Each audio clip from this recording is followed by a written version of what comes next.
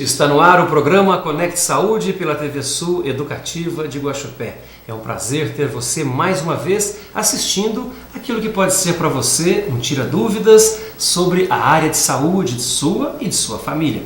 Hoje nós temos o prazer de ter em nossos estúdios uma psicóloga, Luciana Silva. Seja bem-vinda, Luciana. Obrigada. Boa noite. Boa noite.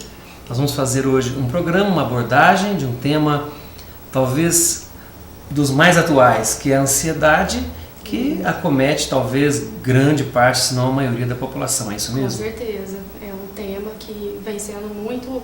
A demanda na clínica tem sido muito alta devido ao excesso de ansiedade das pessoas e a consequência também da ansiedade na vida das pessoas, né? A gente tem sido muito procurada por conta desse tema. Muito bem. Então, este é o nosso tema ansiedade, conversando com a psicóloga Luciana Silva no Conecte Saúde, ao vivo, como você já sabe. Estamos em Novo Dia, segunda-feira, sempre após o Jornal da TV, com reapresentação também quinta-feira, às 19h45, sábado, às 15h30 e terça-feira, às 18 horas. Você pode pegar agora o seu telefone, ligar para 3551-7458 ou também enviando um e-mail que você já vê no seu vídeo. Faça a sua pergunta para Luciana Silva, psicóloga. Hoje o tema ansiedade. Nós vamos fazer um breve intervalo e voltamos em 1 minuto com Luciana Silva, psicóloga.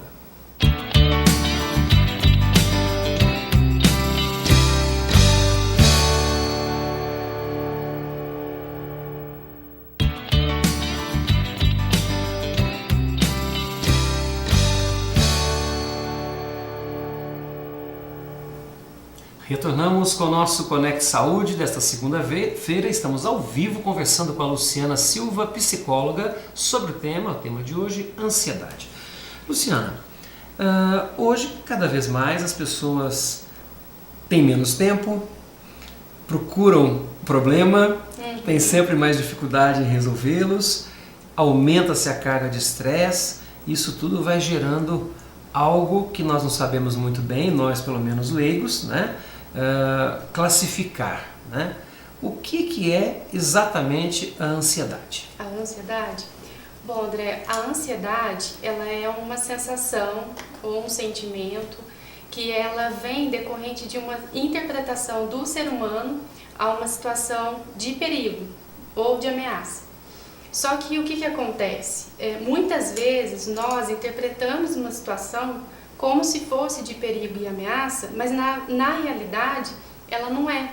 Muitas vezes isso é visto pelo nosso cérebro como se fosse uma ameaça e a mesma sensação, os mesmos hormônios que são liberados, por exemplo, numa situação de perigo iminente de vida, é liberado, por exemplo, quando a pessoa fala em público. Tá. Certo? Então a ansiedade ela vem daí, da nossa interpretação a essas situações que cada vez mais tem ficado mais frequentes. E às vezes a situação nem acontece, né? Muitas Mas a vezes gente não. se arma para aquilo. Justamente. A gente fica se preparando para poder enfrentar aquele perigo. Muitas vezes essa situação não acontece e muitas vezes quando acontece, o nosso sentimento em relação àquela sensação, àquela situação, ele é muito menor do que a gente imaginava.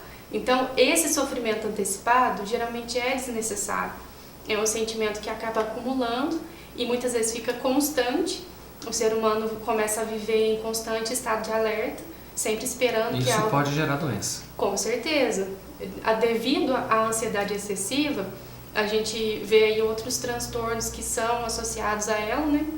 Como a agorafobia, síndrome do pânico, as fobias em geral, né? Fobias específicas, toque, as manias, tudo isso é relacionado com a ansiedade. A gente acaba tentando criar condições para diminuir a nossa ansiedade, porque a gente não entende o que está acontecendo, né? Muitas vezes essa ansiedade é confundida com a angústia. Nós vamos falar daqui a pouquinho. Eu tenho uma pergunta da Fabiana. Fabiana, muito obrigado pela sua pergunta. Continue ligando, continue fazendo as suas perguntas. A Fabiana, ela coloca o seguinte: além da ansiedade, sei que existem outros sentimentos ruins. Bom, nós vamos falar sobre se os sentimentos são ruins.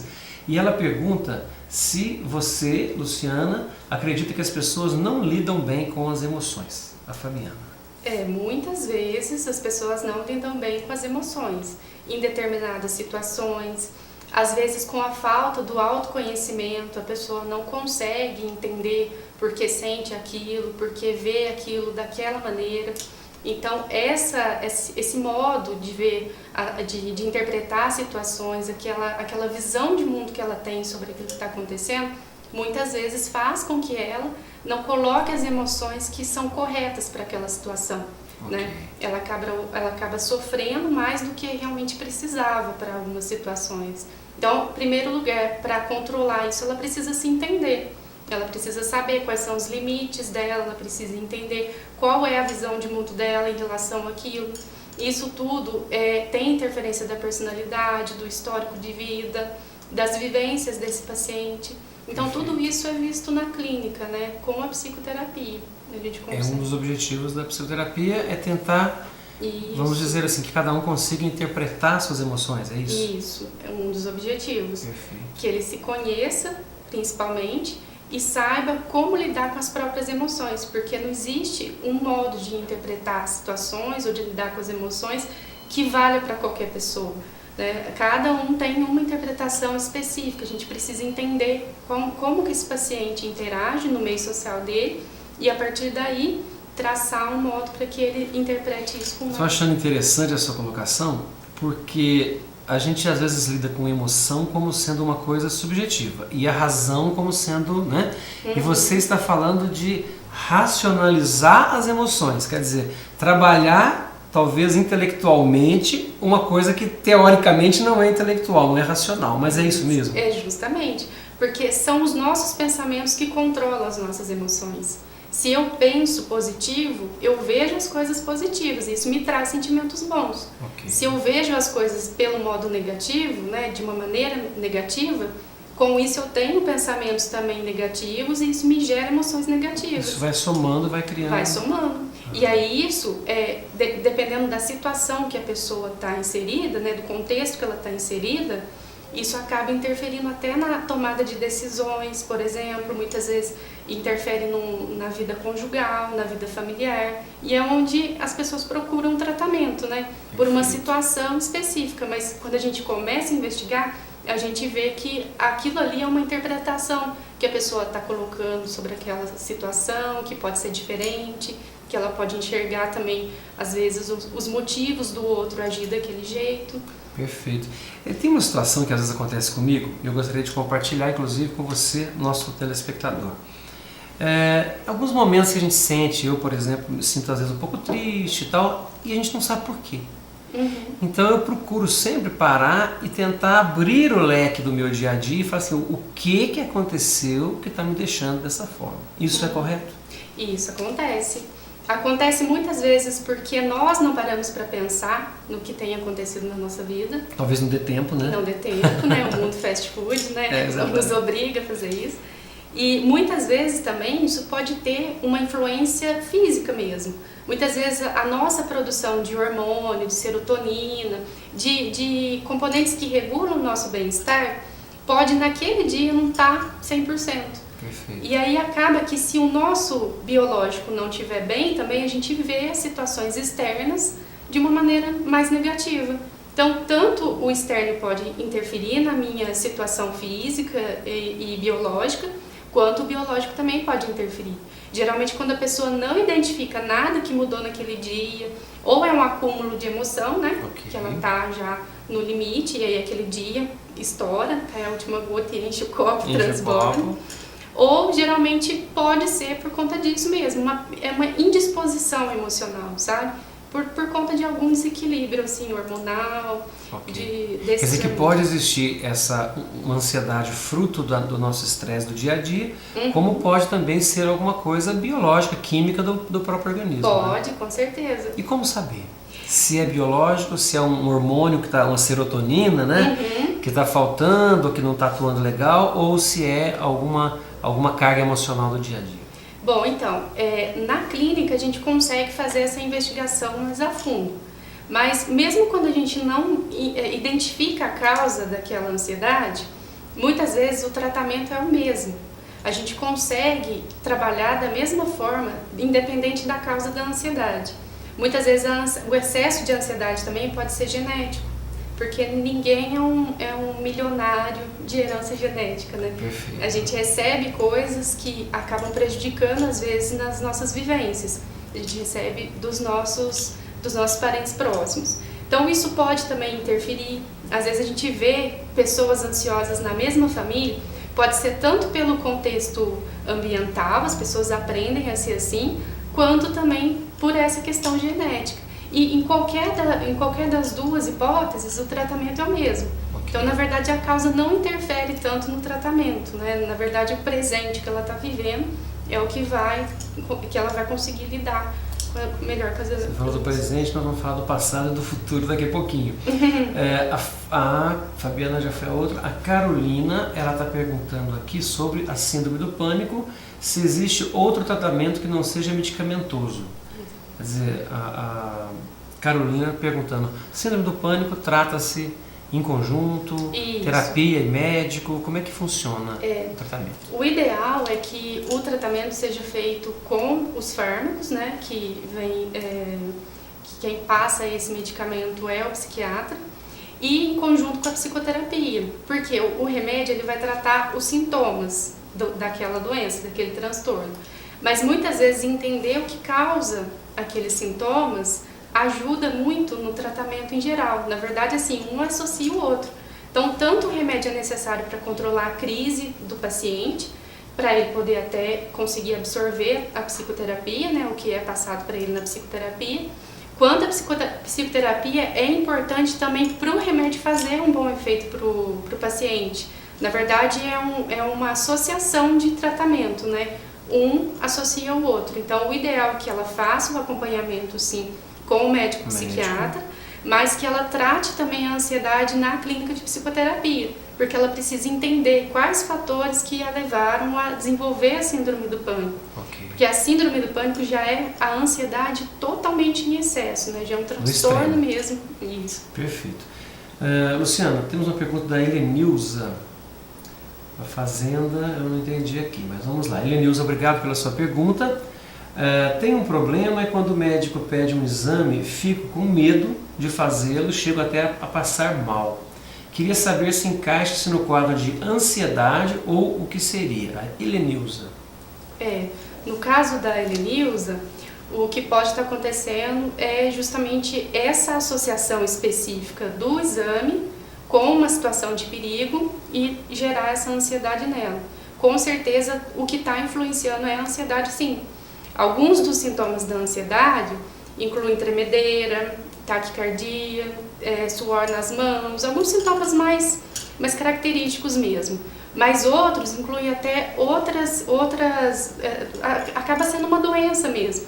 Acaba sendo uma doença intestinal, gástrica, que acaba influenciando o paciente a desenvolver uma outra doença além da ansiedade, né? Então, assim, os sintomas da ansiedade são vários e muitas pessoas passam mal, baixa pressão ou aumenta a pressão, porque é a adrenalina que é descarregada. Ela não usa aquela adrenalina, né? Ela interpreta aquela situação como ameaça. Então ela se arma como se ela fosse lutar, como se ela fosse fugir, como se ela precisasse sair daquela situação. E muitas vezes ela não precisa de nada disso, né? Ela precisa só ver isso com bons olhos. Ela precisa entender que se ela está fazendo um exame, ela precisa daquele exame para saber como que vai ser o tratamento dela, se ela tem alguma coisa para ser tratada. Para diagnosticar, né? Isso, justamente. Nós temos aqui uma pergunta da Cristina. Ela pergunta sobre... Olha, nós tínhamos falado sobre a relação do futuro, né? Diz que ela é muito ansiosa e pensa sempre no dia de amanhã.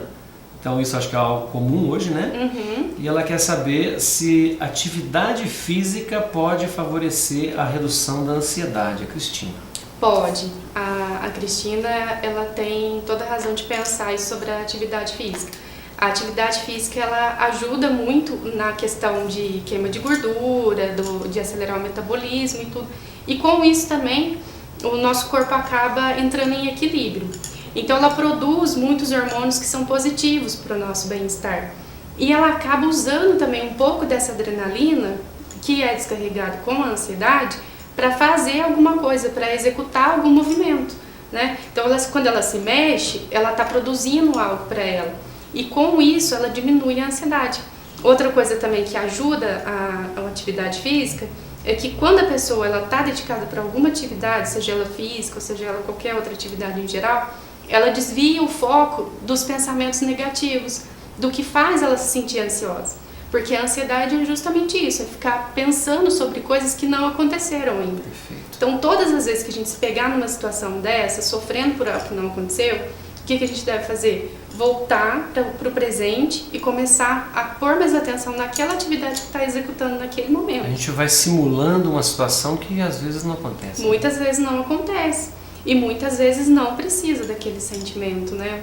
Então, perfeito. Nós vamos fazer um breve intervalo, falaremos um pouquinho sobre o medo também, né? Se a ansiedade é a mesma coisa, se o medo desperta a ansiedade e tudo isso, né? Certo. Você que está nos assistindo tem a oportunidade de fazer a sua pergunta para a Luciana Silva, psicóloga, com quem nós estamos conversando hoje, sobre o tema ansiedade. Por telefone ou por e-mail, nós estamos aguardando a sua pergunta. Voltamos já.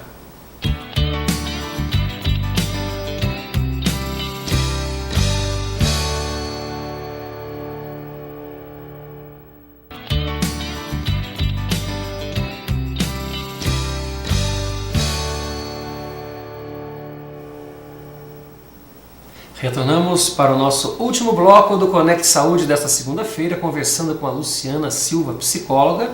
O tema de hoje, ansiedade. Faça sua pergunta, ainda dá tempo. Temos aqui uma pergunta, Luciana, da Ana Paula. Ela pergunta se ansiedade é sinônimo de insegurança. Ana Paula. certo. Então, Ana Paula, na verdade ela não é sinônimo, ela está associada também à insegurança. Por quê? O que acontece? Quando o indivíduo está ansioso, ele está em dúvida sobre o que pode ou o que não pode acontecer com ele. Com isso, ele também tem dificuldades em se decidir, em impor a opinião sobre algumas coisas, em ter ideias, em acreditar nas ideias dele. Muitas vezes isso gera insegurança. Também pode estar influenciando a baixa autoestima, que com isso o ser humano ele se sente inferior, ele não se sente capaz de resolver problemas. Então tudo isso está associado. Não é sinônimo, mas ela está associada também com a ansiedade. A insegurança, a dificuldade de tomar decisão, tudo isso está associado. E o medo? Medo e ansiedade, como é que você poderia relacionar? Bom, André, o medo ele é diferente da ansiedade, mas muitas pessoas confundem isso. Na verdade, eles andam juntos, mas são coisas distintas. O medo, geralmente, ele é uma sensação que ele é causada por uma sensação de quando a pessoa tem medo de um objeto em específico. Então, por exemplo, ela tem medo de fantasma, cachorro, tem medo de cachorro, pode também ocasionar fobia, de dentista, de tudo isso. E aí, isso é de um objeto em específico. A ansiedade, ela está ligada a pensamentos. Então, ela está ligada a pensamentos que ainda não aconteceram.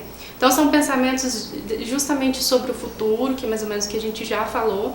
Então, um leva o outro. Se a pessoa pensa que ela vai encontrar um cachorro, ela já fica ansiosa porque ela está pensando em alguma coisa que não aconteceu, justamente, porque ela tem medo do cachorro, certo? Então o medo gera ansiedade. Perfeito. E aí os dois andam juntos sempre, mas um tem a distinção do outro. Não é a mesma coisa, mas um pode levar o outro. Isso. Caminha-se juntos. O Gabriel Ferreira faz uma pergunta, Luciana, agora você tem que ser muito diplomata, porque ele pergunta o seguinte, Gabriel Ferreira, obrigado Gabriel pela sua pergunta. É verdade que chocolate diminui a ansiedade? Gabriel Ferreira. Depende. Já está em cima do muro. Isso, existem pessoas que quando sentem muito prazer em consumir o chocolate, não só o chocolate, mas como outros alimentos também, elas diminuem a ansiedade. Por quê? Porque isso aumenta o prazer delas, aumenta também a sensação de bem-estar no cérebro. Com isso, ela acaba diminuindo a ansiedade, a angústia, a depressão, várias coisas, né? Tudo que gera prazer no ser humano também diminui os outros sentimentos que estão em excesso, que estão prejudicando a vida dele. Então, pode sim, se a pessoa gostar muito de chocolate, se ela sentir esse prazer em consumir o chocolate, pode sim diminuir. Então, nesse caminho, Luciana, gostaria que você falasse um pouquinho sobre a questão da obesidade, né? A obesidade, a ansiedade também pode alimentar essa obesidade? Com certeza. A pessoa que está ansiosa, ela pode comer mais? Pode, com certeza. E, inclusive, existe a compulsão alimentar, né? Que ela está diretamente ligada com a ansiedade. Por conta disso mesmo, desse mecanismo que a gente acaba descobrindo, muitas vezes por acidente, que quando a gente come alguma coisa que gosta, quando a gente leva informação para o cérebro, passa pelo sistema de recompensa, e ele entende que aquilo é prazeroso, a tendência é repetir. Então, se a pessoa fica sob controle dessa condição, ela repete esse comportamento várias vezes. E quando ela repete... É como se fosse uma droga, né? Mais ou menos. Esse sistema de recompensa, ele é acionado tanto com a comida, quanto com o sexo, com as drogas. Tudo que dá prazer. Tudo que dá prazer, né? A droga é um prazer ilusório, né? É um engano. Exatamente. Ele se sente enganado. Agora, as outras condições são naturais. O sexo é natural, a alimentação é algo que a gente precisa e é natural. Só que o que acontece? Com essa interpretação que a gente dá, que o alimento é bom, é saboroso, é gostoso, a gente repete esse comportamento várias vezes e a gente não consome aquelas energias que a gente acaba se alimentando, né? O corpo não elimina e acumula. E aí acumula em forma de gordura. Inclusive, nós temos lá terapia de grupo específica para tratamento de obesidade. Perfeito. E outra para tratamento de ansiedade, porque são coisas que são muito presentes nos dias de hoje, né? E uma acaba sendo ligada com a outra. Perfeito. Nós vamos falar um pouquinho sobre a sua atividade na clínica. Olha, primeira vez que a Luciana está aqui, o que está chegando de pergunta, bom sinal, hein? Inspirando competência, isso é muito importante. A Vanessa do Novo Horizonte, ela pergunta o seguinte, de certo modo já se respondeu, mas vamos lá. Vanessa do Novo Horizonte pergunta que problemas a ansiedade pode acarretar. Nós já falamos de vários, mas vamos dar uma lembradinha para a Vanessa. Certo. Então, Vanessa, além dos sintomas físicos, que entre eles estão, né, taquicardia, tremores, tensão muscular, tudo isso é decorrente do excesso de ansiedade. A ansiedade também pode acarretar outros transtornos. Então, síndrome do pânico, agorafobia, a obesidade, a compulsão alimentar, tudo isso é associado à ansiedade, todos esses transtornos.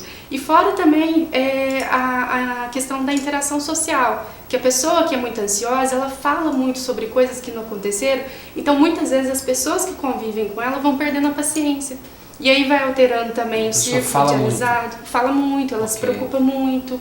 Então tudo que você vai falar com a pessoa, ela já começa a ver um empecilho ali, ela fala, não, mas isso pode dar errado, isso não vai dar certo. Ela é muito negativa. Então as pessoas não se aproximam dela, ela começa a perder pessoas do círculo de amizade. Então isso vai prejudicando a autoestima. Acaba se isolando. Isso pode gerar o problema vai outro aumentando. Transtorno. Isso. Perfeito. Luciana, vamos falar um pouquinho da sua atividade na clínica. Nós sabemos, não sei se ainda acontece isso, mas sempre foi um certo tabu se fazer terapia, né? Falar, mas eu tenho problema de cabeça, vou fazer terapia. E a gente sabe, pelo nosso próprio ciclo de amizades, e nós mesmos, né, já fizemos, que todos nós precisamos. A gente tem um problema na unha, a gente vai na podóloga. Tem um problema nos dentes, vai no dentista. Tem um problema de comportamento, é natural que você vá fazer uma terapia. Hoje ainda, a pergunta é essa, hoje ainda existe esse preconceito, esse mito, esse receio, e as atividades que você tem feito na sua clínica, conta pra gente. Certo. André, hoje existe sim, isso é desmistificado quando a pessoa procura o atendimento, né? Que isso é passado já no primeiro dia da sessão. E a pessoa começa a desmistificar isso, ela começa a entender que aquilo tem uma função. Que é justamente isso que você está falando, é uma profissão como qualquer outra, só que a gente trata de questões mais íntimas. E muitas vezes as pessoas têm um bloqueio de falar sobre si mesmo, né? Okay. E aí com isso acabam gerando alguma defesa e aí uma resistência em relação à psicoterapia. Mas aqui em Gospé, eu estou me surpreendendo com a população, porque a demanda tem sido muito grande na clínica. As pessoas têm procurado cada vez mais, tanto para o atendimento individual, quanto para os grupos, que são públicos específicos. Nós estamos aqui na cidade há 1 ano e tem uma carta de clientes assim muito grande, muitos pacientes estão procurando. Então eu percebo que até em cidades assim menores, cidades de interior, isso já está caindo por terra. E quando você fala de grupo, como agrupar? não são pessoas que chegam juntos, né? Mas têm a mesma necessidade. Como é que seria isso? Isso. Então, o grupo que a gente trabalha são com um público específico. Tá.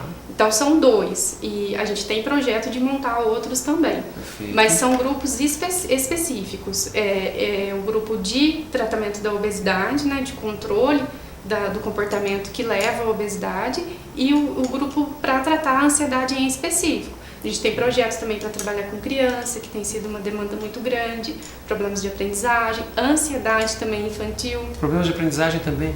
Também. Problemas de escola, que Isso. bacana. Porque tudo interfere, né? Até no processo de aprendizagem. Na criança, essa questão das emoções reflete no ambiente que ela frequenta, que é a escola, né? E aí, com essa questão do aprendizado. Mas geralmente o público é formado assim, a gente percebe esse mesmo problema acontecendo com vários pacientes e a gente sugere, além do atendimento individual, um grupo. Muitas vezes a pessoa opta só por ficar no grupo ou faz os 2 acompanhamentos, aí depende de cada um. Terapia de casais também. Terapia de casal, terapia com idosos, que é muito importante também nos dias de hoje. Que bacana. Luciana, nesse minuto final, eu gostaria que você deixasse algum conselho, utilizando a sua câmera 2 do nosso Conect Saúde, falar um pouquinho aquilo que você acredita que seja uma boa dica para quem está nos assistindo. Certo. Bom, gente, uma coisa que a gente percebe muito em relação à ansiedade e outros transtornos também, é que as pessoas, elas se esquecem de contemplar aquilo que elas têm na vida no presente. Muitas vezes elas ficam presas com coisas que já aconteceram, que não foram bem sucedidas, ou que muitas vezes elas não acreditam que aprenderam alguma coisa com aquilo. Tudo na vida a gente aprende alguma coisa, tudo tem 2 lados. Então eu sempre falo isso para os pacientes. É importante para a gente olhar sempre o lado positivo daquilo. Mesmo que aquilo, a princípio, não tenha um lado positivo, com o passar do tempo ele vai ser um aprendizado. É com as coisas difíceis, é com as situações difíceis que a gente aprende. Então a gente sempre lembra daquilo que não deu certo, e aquilo que deu certo a gente passa batido, né? Mas é importante lembrar daquilo também que não deu certo como aprendizado, para não repetir isso de novo. E sempre foquem no presente, planejem o futuro, planejem o dia, organizem o tempo de vocês, porque sempre dá tempo de fazer tudo. Existem pessoas que conseguem fazer várias atividades e conseguem também manter o equilíbrio emocional. Então a dica é essa, que as pessoas se organizem tanto no trabalho, quanto na vida conjugal, na vida afetiva, quanto também nessa questão emocional. Os 2 andam juntos. E a vida passa a ter maior prazer assim, com certeza. Com certeza. Luciana, muito obrigado pela sua participação. Obrigada. Foi de grande valia. Obrigada. Gostei muito, adorei. Tenho certeza que quem está em casa também gostou muito e vai ter a oportunidade de vê-la novamente nas reprises do programa. Muito obrigado e certamente você voltará aqui conosco. Tá bom, obrigada. A você que esteve conosco, muito obrigado por esse momento do Conect Saúde ao vivo. Lembrando a você que esta entrevista com a Luciana Silva, psicóloga, você pode assistir novamente quinta-feira, agora às 19h45, sábado às 15h30 e terça-feira às 18 horas. Muito obrigado e até a próxima.